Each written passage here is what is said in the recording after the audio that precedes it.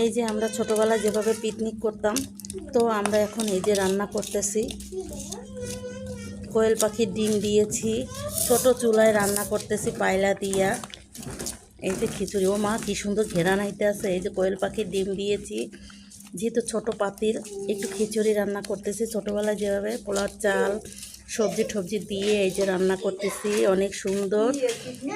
হ্যাঁ, পিকনিক করতেছি, আমাদের পিকনিক চলতেছে। কোয়েল পাখি এই যে ডিম দিয়ে আমরা রান্না করতেছি খিচুড়ি। আমাদের আজকে বন ভাত করতেছি, ছোটোবেলার মতন বউ ভাত, বন ভাত যাই বলেন সেটাই। চুলায় রান্না হচ্ছে, এই যে চুলা জ্বলতেছে আর এই যে পড়তেছে, সুন্দর করে রান্না করতেছি আমি।